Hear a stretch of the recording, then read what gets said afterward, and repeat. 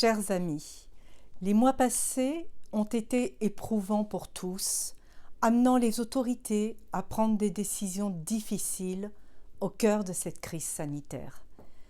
Que 2022 vous apporte à vous, tout comme à vos proches et tous ceux qui vous sont chers, la santé, l'espérance et la sérénité.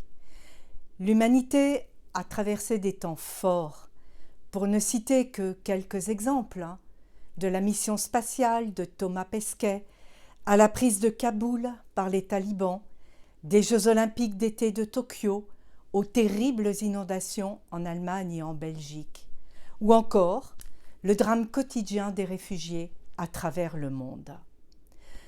Au Sénat, ce fut une année très active. De nombreux textes ont été étudiés, débattus et votés en hémicycle. Le Sénat a continué d'assumer son rôle de contrôle de gouvernement, de représenter nos territoires en adoptant, entre autres, le projet de loi relatif à la différenciation, décentralisation, déconcentration et simplification de l'action publique. Le travail des commissions au sein du Sénat a été également très dense. La commission des Affaires étrangères, de la Défense et des Forces armées, dont cette année j'ai été nommée d'ailleurs membre du bureau, a procédé à de nombreuses auditions, effectué des déplacements sur des bases militaires stratégiques et également à l'étranger. Dans le cadre de mes responsabilités, j'ai, entre autres, organisé avec le président Christian Cambon un déplacement et une conférence sur l'Europe de la défense à la base aérienne 705 de Tours.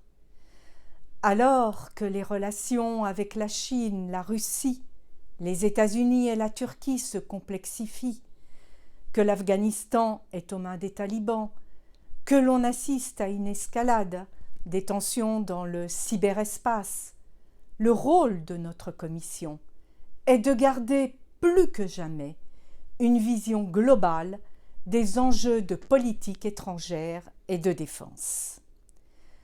Le déplacement à Rome d'une délégation de notre commission dans laquelle j'ai participé début décembre est l'illustration même de cet objectif. Nous avons œuvré dans le prolongement de la signature du traité du Quirinal par le président de la République pour la préparation de la présidence française de l'Union européenne et également pour le renforcement de la coopération bilatérale avec nos homologues italiens. En 2022, il nous faudra désormais développer la coopération interparlementaire avec l'ensemble des 27 États membres de l'Union européenne. À l'heure où de fortes tensions sont aux portes de l'Europe, qui menacent nos relations diplomatiques et le processus de paix, la Commission des Affaires étrangères, de la Défense et des Forces armées est mobilisée pour assurer l'avenir d'une Europe plus souveraine et répondre aux défis et aux enjeux géopolitiques que nous vivons actuellement. En ma qualité de sénateur, membre du bureau de cette commission, j'ai cette espérance chevillée au cœur qu'avec des projets construits pour 2022 dans les affaires étrangères, puisse cette nouvelle année être le guide de la construction d'un socle commun de valeurs, de sagesse et de réconciliation pour nous conduire sur le chemin de la fraternité.